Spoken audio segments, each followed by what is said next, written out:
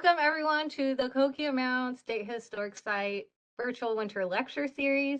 I'm Angela Cooper, the Site Services Specialist 2 at the site. We are finishing this this winter series, with Dr. Erin Benson, coordinator of the Illinois State Archaeological Survey's American Bottom Field Station. Her research focuses on Eastern woodlands and community and household archaeology. Dr. Benson has worked in Illinois since 2009 and received her PhD from the University of Illinois. Her presentation is entitled Collaborative Archaeology and Community History in Brooklyn, Illinois. And then real quick plug, our next event is the Native American Art Market, which will be held in the Interpretive Center April 24th through the 26th. And April 24th is 12 to 5, and then the other days are 9 to 5. And we have about 30 tribal members, tribal affiliated artists who will be coming and showcasing and selling any artwork.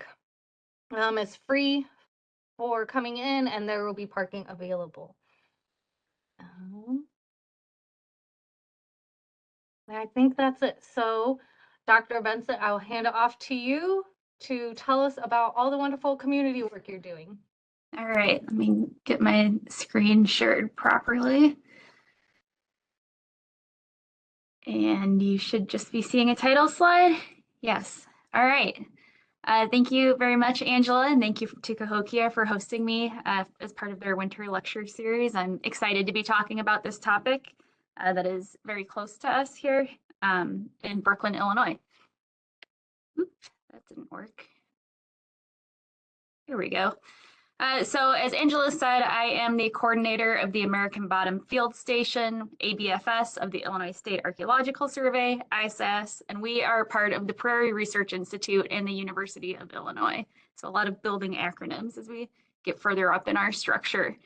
So at ISAS, the majority of the work that we do is compliance archaeology. So we do a lot of Department of Transportation archaeology around the state. But because we're affiliated with the university or part of the university, we also have this ability to do more outreach and research-oriented work as time and resources allow. And Brooklyn is one of these projects where we can focus more on outreach and work with local and descendant communities with support from ISAS and the university. So if you're not familiar with Brooklyn, Illinois, it is a small village on the Mississippi River. You can see where it's located in relation to St. Louis on this map here. It was brief major highlights of history before we talk a little bit more about it later. It was an important stop on the Underground Railroad for people crossing over from Missouri. It was the first majority Black incorporated town in the United States and remains majority Black today. And if you're familiar with New Philadelphia, Illinois, further up north, that's the first Black platted town in the United States. So the fact that both of these places are in Illinois is a really significant part of our state history that is often overlooked. And so we're trying to change that. Brooklyn is also located on Route 66, though it's often left off of maps or kind of informational documentation about the road. So archaeology has really emerged as a tool that allows us to foster a growing community interest in the town's history, in preservation and future heritage-based developments. So for today's talk, I'm going to cover 4 topics. I'll introduce you all to the collaborative project and the project contributors and partners. I'll talk a little bit about Brooklyn's history. I won't go into very extensive detail because we could spend a semester talking about that, but just to give you the context for the archaeological investigations we're doing. So a brief intro to Brooklyn's history, and then I'll talk more about the archaeology we've done. And then I'll end by talking about some of our ongoing initiatives and things that we have coming up in the near future. So to start, our most important and supportive partner in this project is the Historical Society of Brooklyn, Illinois. And this is a Brooklyn-based community organization that is dedicated to cultural heritage, preserving the cultural heritage of Brooklyn, and kind of bringing awareness to Brooklyn's important history. And HSOBI was founded in 2007 by Roberta Rogers and Ronnie Steele. And they kind of founded this organization based on documents and journals and photos and stories that village elders had saved over the years, and allowed HSOBI to start documenting this history. The current president is Robert White III, and in this photo we have members of HSOBI and a village elder, Mrs. Magnolia, with the Freedom Village Monument, which I will mention again later, so take a little snapshot in your mind that that's what I'm talking about when I mention this monument later. So the Historical Society of Brooklyn, HSOBI, really guides everything we do in this partnership. We follow their priorities. We basically provide our technical expertise and our resources that we have access to help them achieve their preservation goals. And we got involved with HSOBI right at the start in 2007, 2008. So we were working on a large compliance project at the Janie B. Good site, which is a large pre-contact site right on the edge of Brooklyn. And Roberta wandered over one day, just interested in the archaeology, and struck up a conversation with Dr. Joe Galloy, who was leading the excavations at the time. And kind of the rest is history from there. Since that moment, ISS and HSOBI have had a now almost 20-year-long partnership working towards these preservation goals. And over those almost 20 years, there have been a lot and very many volunteers and contributors. You know, it would be too much to try and name them all, but there are a few important contributors who are worth mentioning because of the significant contributions they've made to the project. First is Dr. Joe Galloy and Miranda Yancey, who are pictured with Roberta in the upper left photo there in 2012. Joe and Miranda have been with this project from day one, and they have done really a significant amount of work compiling the history and digitizing documents and doing archival research, and they've produced a massive body of historical documentation and knowledge through this partnership. So they're still involved heavily today. They no longer work with ISS. Joe is with the Illinois Department of Transportation and Miranda is at the Illinois State Museum, but they remain important project partners with ISS and HSOBI. The directors of ISAS over the years, we've had 3 directors since this project has started, have all been incredibly supportive. Dr. Tom Emerson, Dr. Tim Pocketat, and our current director, Dr. Alien Betzenhauser, have really thrown whatever resources we could scrape together behind this project. And our current director, Dr. Betzenhauser, has really been significantly involved now for a number of years. And then we also have a lot of folks who have just dedicated their time to help with various initiatives, such as cemetery restoration workshops and cleanups. Mira Hurdle is one of our ABFS staff members who has been really instrumental in documenting the cemeteries and helping with those efforts.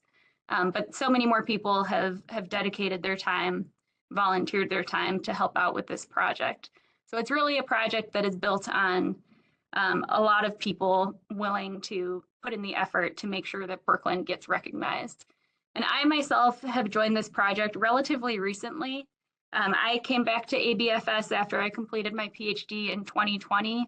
And then in about 2024, the spring of 2024, I got myself involved in the project.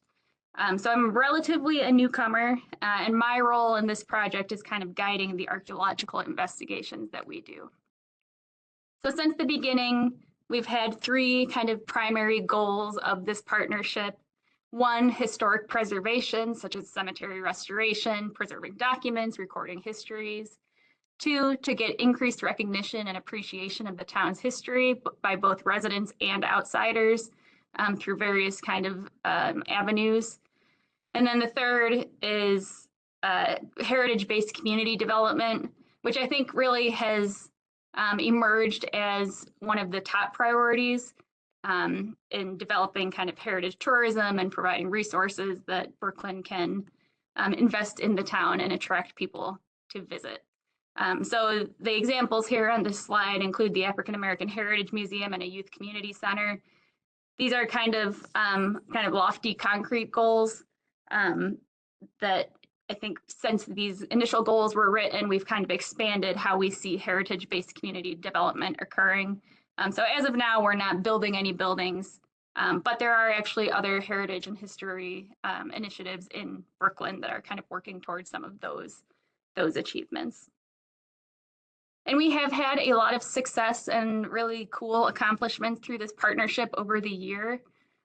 From 2007 to 2009, I'm just going to list some of our accomplishments. We participated in the Brook Cemetery cleanup and conducted cemetery restoration workshops. So you can see an image here of the cemetery before it was cleaned up. And Brooklyn has at least 3 or 4 cemeteries that are associated with the village, most of which are not marked. In 2008, when we were doing the work out at Janie B. Goode, we also, at the request of HSOBI, conducted coring throughout Brooklyn to see if there were any pre-contact deposits throughout the rest of the village.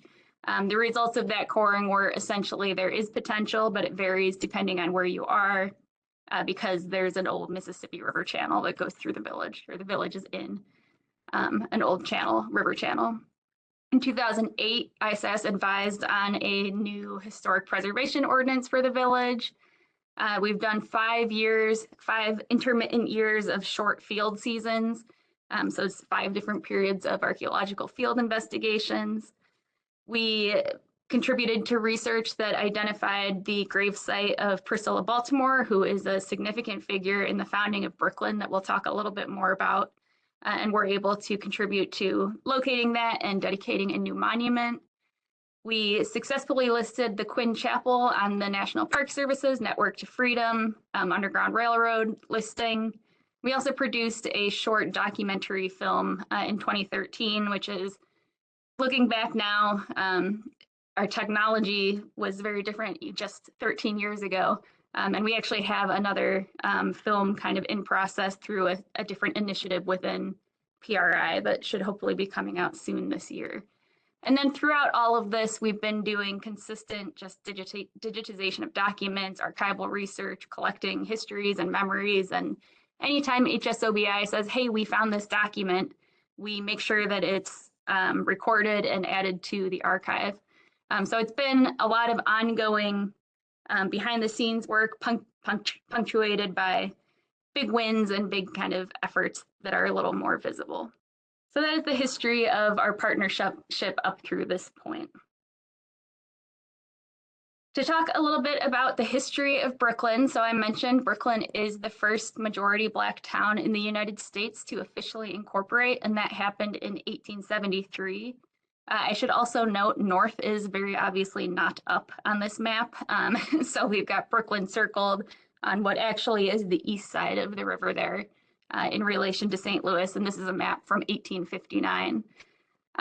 But Brooklyn's history begins, of course, long before that 1873 incorporation date. And according to oral histories that have been documented by Sundiata Chajua, who is a historian and researcher at University of Illinois, in 1829, the central founding figure, Priscilla Baltimore, her husband, and 11 free and freedom-seeking families from Missouri settled on the Illinois side of the river, just across from St. Louis and north of East St. Louis, in what was called Freedom Village. This became what is now known as Brooklyn, though we do still use the phrase or the name Freedom Village to refer to that original settlement.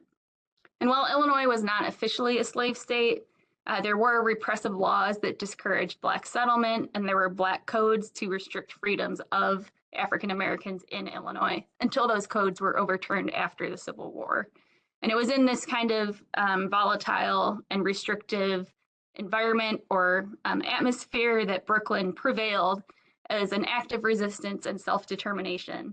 And the town motto, which you might recall from the title slide, but I don't have a picture here of their town sign, their town motto reflects this sentiment, and it, quote, founded by chance, sustained by courage. So documentary evidence that we've been able to collect does support the oral history if some exact dates and details differ. So documents indicate that Baltimore was settled in Brooklyn by 1839, but likely not before 1835. And a recently discovered document does support that there was a free Black settlement prior to village platting.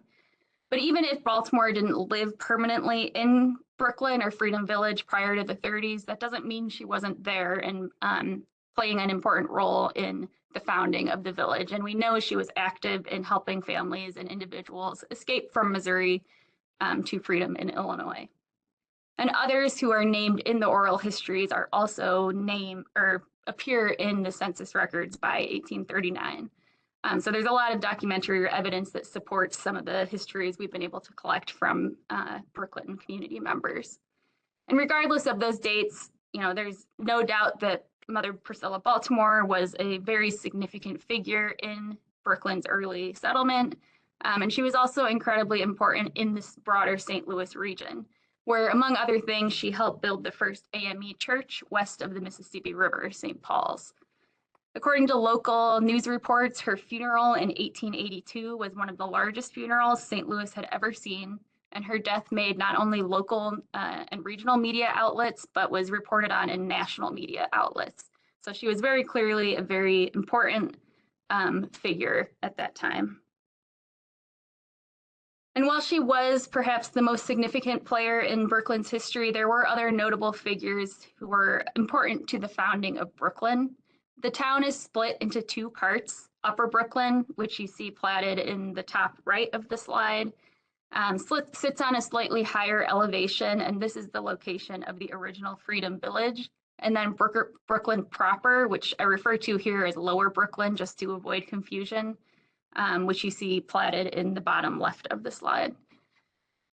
So prior to the village's founding, the land comprising Lower Brooklyn was occupied by a white man, Thomas Osborne, and his family, who had lived there since 1816. And in 1836, Osborne and his wife sold most of that property. And in 1837, Lower Brooklyn was platted by 5 white proprietors, including Osborne.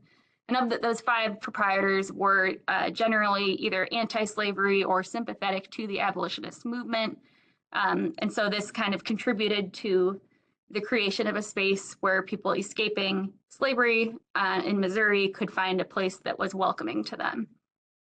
Upper Brooklyn was surveyed the following year by Osborne alone, and included in the original Upper Brooklyn plat was a lot set aside for Nicholas Carper, who is one of the founding, the Carpers are one of the founding Black families of Freedom Village in Brooklyn. So this again supports that these folks were living in this area or had settled here prior to the platting in 1838. Oops, that was unexpected. One moment. Here we go. After platting, Brooklyn grew as a biracial town with settlement, and particularly African-American settlement, continuing to concentrate in Upper Brooklyn. Here we go. And Brooklyn also became an important stop in the Underground Railroad, as I mentioned, for persons fleeing the slave state of Missouri. Though written accounts are scarce for obvious reasons of secrecy around the Underground Railroad, there are several mentions of Brooklyn, including an 1861 account from a contemporary newspaper that specifically refers to Brooklyn as an important stop for freedom seekers on their way out of Missouri into Chicago. Other accounts that we have documented mention the 2 churches in Brooklyn, the Old Antioch Baptist Church and the AME Church, which was founded by Mother Priscilla Baltimore and noted AME Bishop William Paul Quinn. The AME Church, now known as Quinn Chapel AME Church, was rebuilt in 1878 after a fire. However, the original 1830s basement that sheltered freedom seekers was still intact. So that remains intact still today. And the building still stands, and this is the building that in 2013 ISAS contributed to listing on the National Park Service's Network to Freedom. Baltimore, Quinn, and another individual, Reverend Jordan Winston Early, were all connected to Quinn Chapel and were active on the Underground Railroad. And other Brooklyn residents, including the founding Carper family, who I mentioned before, were also active participants. So the 19th century character of strength and resilience that we see in Brooklyn continued into the 20th century, and Brooklyn became kind of a thriving riverfront town. But towards the middle of the 20th century, Brooklyn experienced significant economic decline when the industries that people relied on for employment kind of crashed around them. And with that economic decline came population decline. And in 2023, Brooklyn was listed on Landmark Illinois' Most Endangered Places in Illinois list. So since then, since that Most Endangered Places listing, Brooklyn has actually received quite a bit of attention in local and state press. There's been a series of Chicago Tribune articles. I believe Governor Pritzker talked about Brooklyn during one of his Black History Month posts that he did on social media. And so there's been a lot of revitalized attention to Brooklyn, but the kind of concrete investments in Brooklyn are coming along a little more slowly, I'll say. But it's great that it's getting more attention and people are becoming more familiar with this important history of this place. So moving on to the next portion of the talk, I'll talk about the archaeological investigations that we've completed in Brooklyn. And so we've gone into these investigations with several different goals. First, we'd like to find intact deposits related to Brooklyn's founding and Freedom Village. We'd like to find deposits related to the era of Black empowerment in Brooklyn, which is really the late 19th century and the early 20th century. Identify deposits related to Priscilla Baltimore's homestead and her activities in Brooklyn. And then to some extent, we're not looking for pre-contact deposits, but if we identify them, those will be important for kind of situating Brooklyn in this much longer, significant history of this region in the state of Illinois, or what is now Illinois. And importantly, all of these archaeological investigations are being done really to support National Register nominations and arguments for heritage preservation in Brooklyn. So while we're excavating, we're doing so to identify the intact deposits and date them, not necessarily just to excavate and collect. So we're doing this with kind of a preservation, which all of our archaeology should be done with preservation in mind, but this is a very kind of concrete example of how archaeology can contribute to heritage preservation through National Register listings, which are much less common for archaeological sites.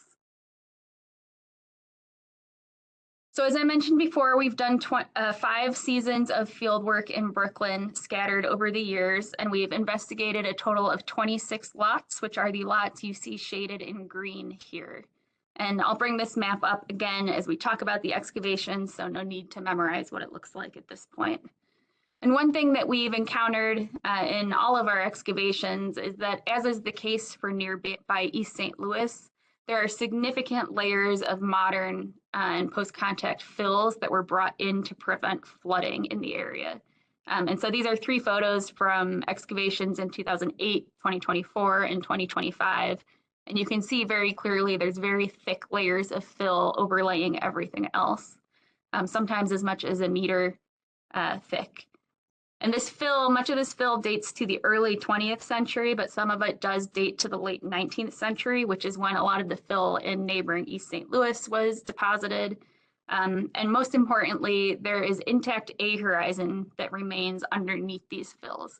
So that means that there are intact early there is the potential for intact early deposits buried and preserved by these fills, rather than having been destroyed by modern development or the filling process. So the fills kind of have capped off the archaeological deposits and preserved them. In 2008, we did our first season of excavations, and here, this is just the lots that we've investigated overlaid with those plat maps you saw earlier. And the ones outlined in red are lots that we investigated in 2008. And we targeted these 18 lots based on extensive documentary research demonstrating that these were related to either the founding of Freedom Village or were Black owned early in Brooklyn's history. Here's a map that shows where the shovel testing actually took place in these lots, or in some cases right next to these lots. 6 of the lots tested yielded materials that predate 1865, which is great and what we're looking for. And then 2 of the lots, we dug additional hand units, small hand units, and identified materials dating from the 1830s to 1840, which is right at that period of Freedom Village's founding. So in the bottom left of this slide, you can see some fragments of a teacup, and then the whole teacup example there, that's not ours, that's provided by the Florida Museum. But those are pieces of that teacup dating to that time period. So that was really promising. They were identified in a feature at the bottom of a hand unit that at the time was thought to perhaps be the corner of a cellar. So we were hopeful that there would be a structure there. So really successful results from these initial excavations. And we were able to identify specific lots where we knew there would be early deposits that would support these historic preservation initiatives. All of this field work, I'll mention, is very scattered because all of this is being done kind of with volunteer time or donated time or with whatever resources we can scrabble together in any given moment. So in some cases, there's a lot of time that passes between our field investigations. So our next field investigations didn't take place until 2013, and I don't actually have any pictures of the field work from that year, but we dug 16 additional shovel tests and 1 additional lot, and we did this as part of Brooklyn's Emancipation Day or Juneteenth celebration. And Brooklynites had the opportunity to come assist with the shovel testing and screen and look for artifacts. And then we also spent that day collecting oral histories from village community members who wanted to contribute. And that's Miranda. They're collecting an oral history as part of this work. The next year, we revisited and did much more substantial investigations. So if you see circled in red there, we opened up some excavation blocks using a backhoe to remove the that fill overburden. And we focused on lot 521, which is where Priscilla Baltimore had built a house in 1851 and lived until about 1872. We know she was living back in St. Louis by 1873. Some structures appear on the lot around 1900 on insurance maps. So we knew there would be some later material and perhaps some kind of disturbance to the earlier deposits from that structure and potentially from a subfloor cellar that could have been below that structure. So again, we used heavy machinery to strip off all of that overburden, and we opened up about 3/4 of the lot and identified 9 features and about 4 dozen post molds. And we completed this work just over 9 days in late summer. Late hot summer, according to the notes. No cellar was identified in that corner where we thought there might be one. So if you look on this sketch map in the lower left, which again, north is not up on this map, it's kind of at a slanty side. I apologize that there's no north arrow. But that cellar or that structure would have been located in the lower left of this. And there was actually no cellar. What you see, I don't know if you can see my cursor. No. Yeah, I don't know how to make the cursor happen. The thing that looks like an upside down L is a utility trench, not a foundation, but there are a few limestone footing piers kind of scattered around there. So on the one hand, this building had no cellar and would not have destroyed buried deposits, but on the other hand, there were no earlier buried deposits underneath the structure. So kind of a wash on that corner. But the other features that we identified included a smattering of shallow pits, wood-lined and unlined privies, and cisterns. And you can see some examples of those here. There's a wood-lined privy on the bottom and then a cistern up on the top. And the materials that came from these features generally dated to a period post-dating 1870, and some of them post-dated 1900. So this wasn't exactly the time period that we were hoping to encounter, which would have been prior to 1872. When Priscilla Baltimore lived on this lot. So most of these materials are probably associated with the infilling of these features and the establishment of new facilities during the transfer of ownership from the Baltimores to the family or person who lived there afterwards. So disappointing that we didn't find the materials related to the Baltimore habitation. But still, these excavations are valuable because they provide information on Brooklyn domestic life during this period, the start of this period of Black political empowerment of the town. So not exactly what we were looking for, but still significant materials, and again, demonstrating that deposits are still intact underneath these upper layers of fill. So again, relying on scrabbled together resources and volunteer time, our next excavations didn't happen for another 10 years. until 2024, when we revisited 2 areas that you see circled on this map. And so all the way to the west or to the left is the location of the 2024 block excavations. This was the location, these lots were where those 1830s to 1840 materials had previously been found in the hand units. So we wanted to open up those excavations and see if we couldn't find the features that these materials were associated with. And then all the way to the east or to the right, we also conducted geophysical survey at one of the unmarked cemeteries, the location of which is remembered by village elders, so we don't have a concrete map saying the cemetery is here, but this is where it's remembered, and this is roughly an area where it appears on early documents.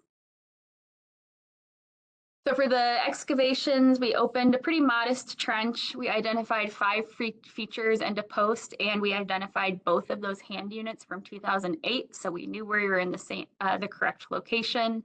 But the features turned out mainly to just be really shallow pits, and they also were pretty heavily disturbed, which you can see some outlines here.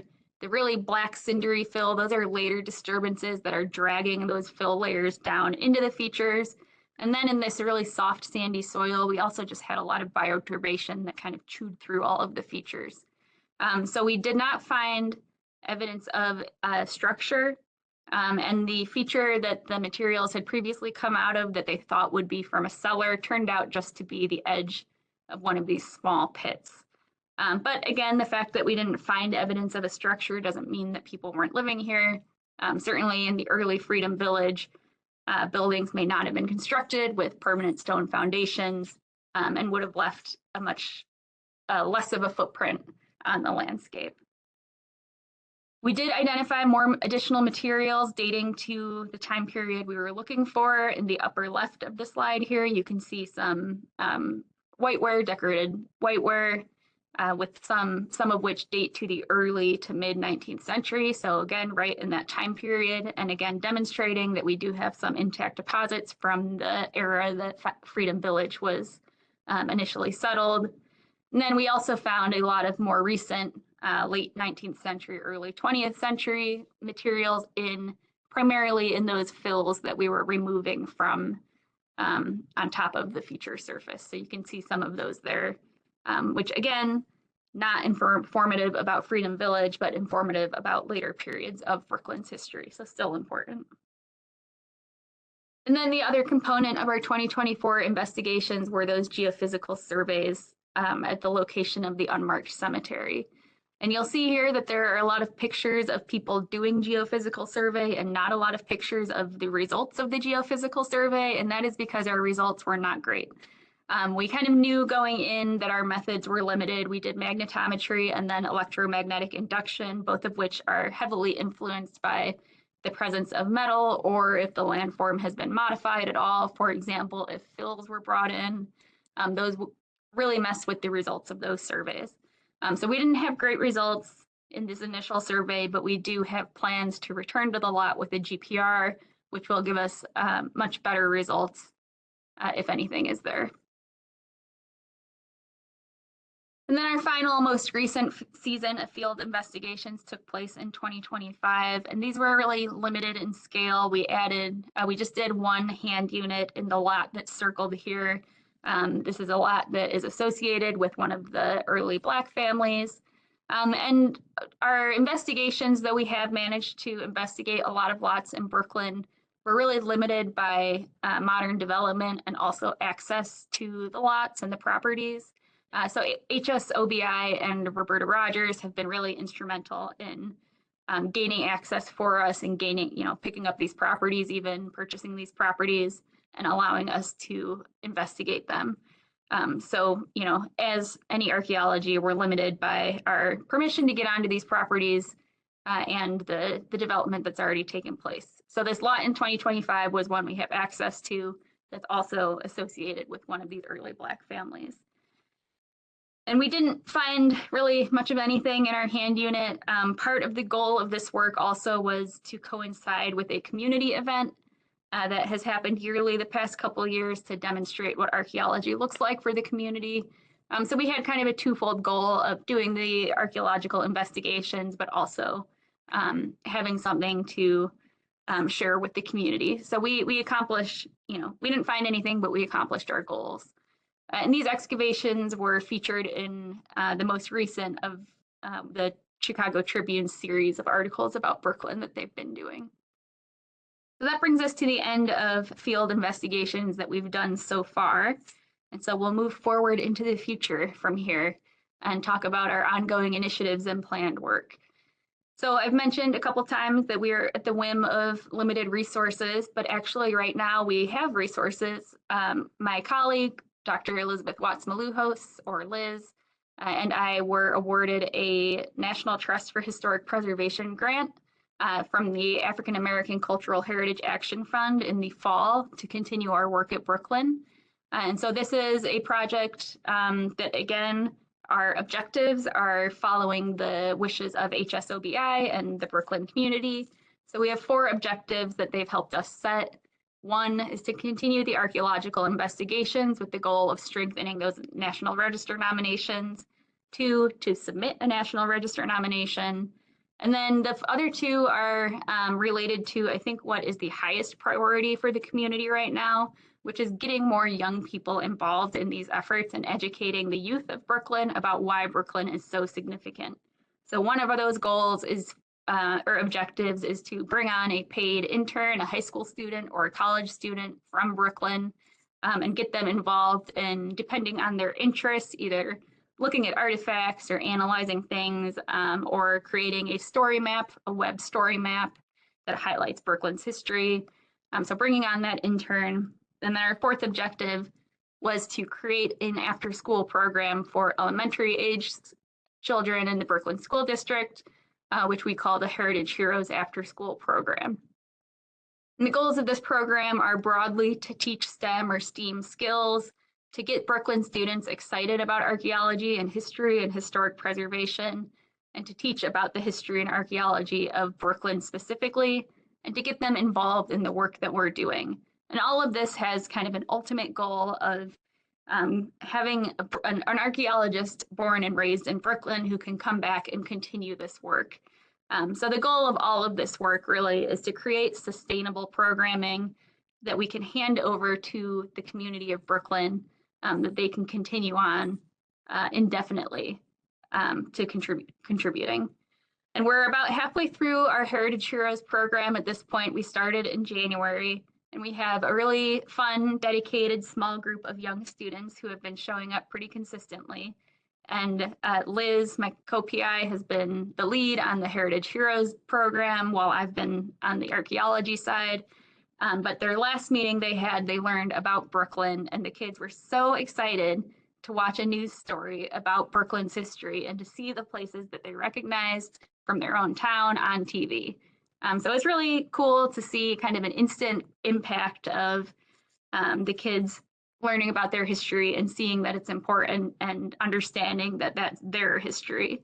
It's not just some abstract thing that's happening out there. So it's going well. We set this up as kind of a pilot program. Again, we want to build sustainable programming. So in the future, we might make some changes. This might look a little bit different, but right now, it's been pretty successful, especially with this small group that's consistently showing up every week. And our next meeting is this week, and we'll be teaching the kids about Cahokia. But you'll notice here circled in April, we plan to talk about the archaeology of Brooklyn, and this is our next scheduled archaeological investigations. So we'll be returning to that same lot from 2025 and kind of expanding the survey to see if we can identify any deposits or artifacts from other areas on that lot. And the kids will have the chance to come out and get their hands dirty a little bit and see what archaeology looks like. And of course, always do screening. There's always screening for kids to do. So we're excited that soon they'll be really getting to dip their toes in archaeology. Some of our other initiatives that ISAS and HSOBI are working on are, again, the National Register nominations, which I've mentioned several times. And we actually have 2 of those going right now. So the first one is for the Brooklyn Civic Center, which is a standing building in Brooklyn that has been kind of remembered and described by village elders as the heart of Brooklyn. So Laura Shee who works in our historics and architecture section, has been taking the lead on that, along with Anastasia Irvin, who also is in the historics and architecture section. And if any of you have memories from the Civic Center or know people who do, and you might want to contribute those to the National Register nomination, Laura's contact information is here on this slide. You can get in touch with her, or you can get in touch with me and I can put you in touch with her. And then the second nomination is the Brooklyn Historic District. And this, we're not starting from scratch here. Joe Galoy and Miranda Yancey have developed a very detailed preliminary National Register document that presents the history and the significance and the integrity very well. We're arguing for 3 criteria: A, event for Brooklyn's role in the Underground Railroad, and for the era of Black political empowerment in Brooklyn; B, for person, for Priscilla Baltimore; and then D, information potential, relying on the archaeological site of historic Brooklyn. So we are continuing to do, again, our archaeological investigations to support that. Preliminary feedback from the National Register folks did say, advised us to build up the archaeology portion, so that's why we're continuing to do this work. So we're hoping to have both of these nominations, maybe not up for vote by the end of the year, but at least finished and submitted by the end of the year. And then a few other initiatives that are more HSOBI, run by HSOBI. The past 2 years, they've held a Gathering in the Wilderness Heritage and History event in Brooklyn that's been really great, that we've participated in. And this takes place in the fall, and it's 3 days long. The first day, they focus on foraging for native plants to think about how their ancestors would have used these plants. The second day is kind of the big history day, when we have our excavations open and artifacts out and flyers and informations and posters. This past year, HSOBI also organized some presentations and some performances. So there was a lot of really good and engaging information at both of these years. And then the third day is a fishing trip, which results in a fish fry. Food is prominent in all of the days, which is great for everybody, I think. So I haven't heard if they're going to continue this again this fall, but I'm hopeful that they do. We've been really trying to reach, again, the youth through these events with mixed success so far, but with Heritage Heroes and with Liz's efforts to engage with the kids, I think we can get more young people involved in these events and really grow interest at that level. And then one other initiative that HSOBI has been working really hard on is developing a memorial walkway space in Brooklyn. And this is a rendering of what this might look like when it's complete. And this will feature that primary monument. If you remember on like slide 2, I said, remember this monument. That's the monument that will be featured in this garden. And that monument honors Brooklyn's founding, the Freedom Village, and Mother Priscilla Baltimore. And then there are also plans for black plaques and signage that highlight other significant Brooklyn figures in Brooklyn's history, rose gardens and benches for enjoyment and reflection. And then something that's really cool about this garden is that it's connecting Brooklynites to and visitors to the history of Brooklyn, but also to place, because this is being constructed on the lots where we have confirmed materials and deposits from the original Freedom Village. So we're no longer doing any archaeology in those lots. It's now being converted into this space that will literally sit on, part of the location of Freedom Village. And right now, if anybody is interested, you can buy bricks or rose gardens or benches to help support their efforts and to help contribute to this garden. The information is on this flyer, or again, if you need the information, you can contact me and I can get you that information. But the deadline for those things is April 1st. So if you're interested, do it soon. And then I just want to mention 2 other initiatives that ISAS is not really involved in that much. But for the sake of bringing more attention to things that are happening in Brooklyn, I wanted to talk about them. The first is public archaeology efforts from SIUE, Southern Illinois University at Edwardsville. Dr. Susan Kuhlman is an archaeologist who teaches a public archaeology course at SIUE, and this year or this semester, they're focusing on outreach and engagement with the Brooklyn community. So students are developing things like content for social media and for the website, and classroom curricula and lessons on Brooklyn and archaeology and so on. So this is a really great way to, again, contribute to history development and engaging the youth in Brooklyn that doesn't require a lot of resources from Brooklyn itself. And then finally, I mentioned that Brooklyn is on Route 66, but has traditionally been very overlooked, left off maps and guides. So Landmarks Illinois primarily has been behind this effort, although ISAS has done some Route 66 research in Brooklyn. But Landmarks Illinois has been behind this effort to kind of bring Brooklyn to more prominence on Route 66, and there will be a signage installation ceremony this summer on June 26th at 3. I don't know exactly where, but I believe it's along Route 3 in Brooklyn, so not too hard to find. You can probably just drive around and find it if you're interested in attending. But this will hopefully kind of increase Brooklyn's prominence to Route 66 tourists and contribute to this heritage development and heritage tourism that Brooklyn is hoping to see rise in its community.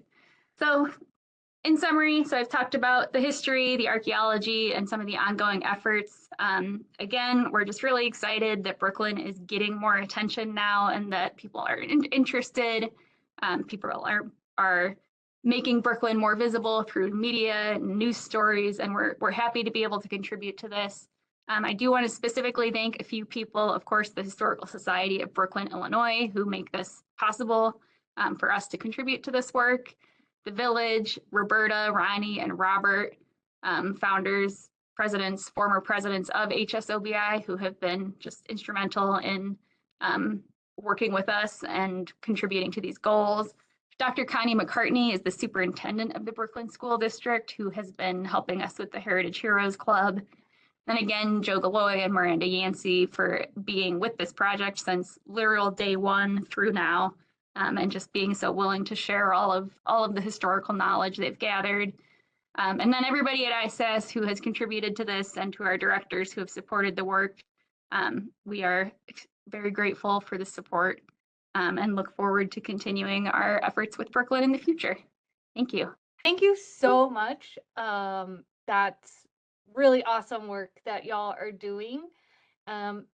If anyone has any questions or comments, feel free to pop them in the Slido. It's under the app section. I have some questions, and if you don't know, that's okay. I'll go to the website. But I was wondering if anyone can join the Historical Society, or if you have to be a resident of Brooklyn. I believe anyone can join. I think it's something like $20 a year. But yes, anybody can join. I'm 99% sure that anyone can join. Let me say that. I'll double check. You got that website up there for me. And then regarding like your, potentially if they're doing the gathering in the wilderness or any other excavations, would anyone be able to volunteer with that? Because I would love to volunteer my time to help with any excavations or outreach y'all are doing. It's not currently set up for outside volunteers to come. Any Brooklyn volunteers who want to come and help us or screen. We're generally on the days of the events is more showing the excavations, not doing active excavation. But it's something. I'm not going to say we can't have volunteers. It's just, it hasn't been set up that way thus far. So we could think about that for our next round. Yeah. Just keep me in mind. I can always take PTO. And then just another thing I was thinking about, because there's all these initiatives going on, there recently was at least more PR about it, that there's an initiative to expand the Arch National Park Service, would that have an impact, like whether negatively or positively, to what's going on in Brooklyn? Or like, I think, I am vaguely familiar with that effort, but I don't know the exact details. I think probably, if anything, it would have a positive impact because it will bring more heritage tourism to Illinois. And even if Brooklyn is not within the bounds of that park, it would be very easy to say, like, well, you're here, also, let's go visit the monument and garden at Brooklyn. I think it would be helpful, but you know, I I can't predict the future, but yeah, if it leads to more people coming to this part of the state and kind of exploring and learning, then it can't hurt. yeah, absolutely. Um, I'm excited to see what's going, like how that would work and integrate all of this history of this region because it's not separated, right? Yeah, Like it's right. all connected. And it's just that there's a river in between that has created this like border, which archaeologically was not impacting the people out here. So obviously was not impacting them historically either. Um, let's see. I see a comment by Galen Gritz. He said, "Thank you for this fascinating work. I had no idea before about the importance of Brooklyn." And yeah, just reiterating the work that y'all have been doing that you've taken on as well. I love community and public outreach. And so hearing about things really close to home is really wonderful to hear about. So thanks for promoting that. I hope that with it being recorded and we put it on YouTube, more and more people can hear about it and help out. Mhm. Um, I told you I was so excited about your presentation the most. So I was like taking notes. Um, I'm really interested, and maybe you don't know this. Um, someone said I really enjoyed this presentation. Um, so you had mentioned that Brooklyn is part of the National Park Service Network to Freedom, but y'all are still having to work towards being registered on the registry of historic places. Like how does that work? Like what's up with that? Well, it's just the single building, the Quinn Chapel, that's on the Network to Freedom.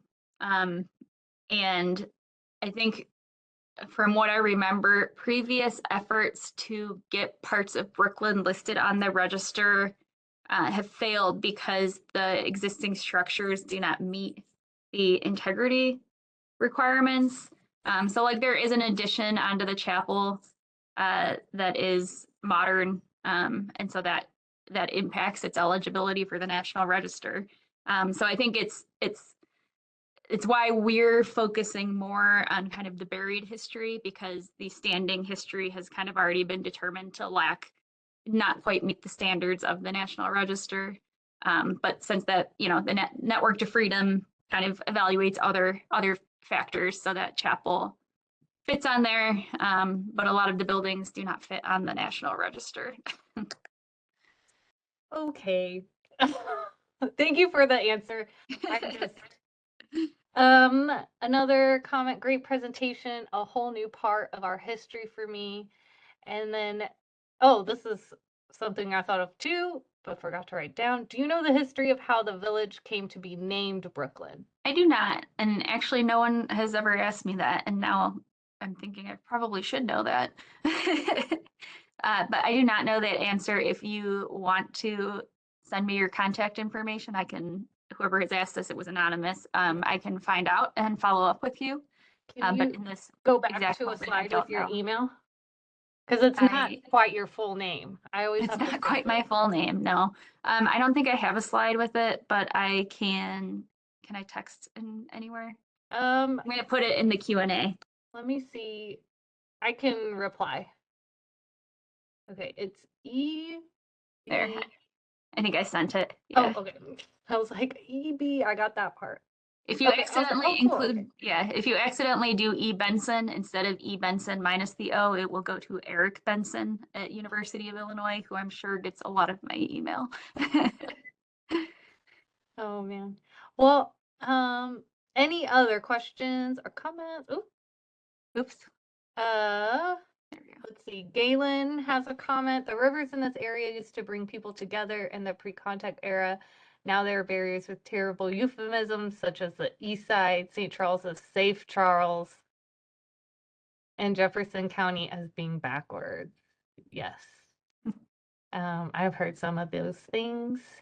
But I'm really, optimistic about these initiatives that ISAS that Erin is part of and doing, and perhaps that arch thing will start changing these kind of prejudiced euphemisms. I really appreciate the presentation. I have family in the area and have driven across the bridges north and south to get into St. Louis and had no idea that Brooklyn, with its important history, was there. Yeah, it's kind of just like right in the middle, can, kind of bypass it. So yeah, thank you again, Erin. And then do you know if anything recent is happening in New Philadelphia? I'm not sure. I sense it was the national park now, right? I don't know Just if anything, recently. yeah, just recently. I don't know if anything has happened like archaeologically since then. I don't think any archaeology's been done in New Philadelphia in a long time. Well, a long time, like a decade. And I'm not sure with the national park designation if there are plans to do what the plans for the future are. So the answer is I do not know if anything recent is happening other than the national park designation. I think they may have had an event at Christmas. Mhm. But I would suggest checking out as a national park. They'll have a national park website, so checking that. And I believe it is also listed on one of the many state of Illinois websites. Could possibly find it through IDNR, which is who governs the historic sites as well. Okay, well, it's 2:03, so we're basically at an hour of this. Unless someone has a question or another comment, we'll go ahead and end this. But thank you so much, Dr. Benson. We got to thank you in the comments.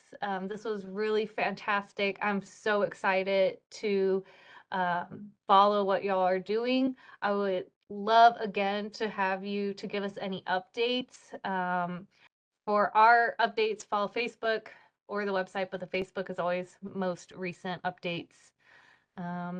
And yeah, and then hopefully we'll get an update from y'all on this project and any other fun things ISAS is doing.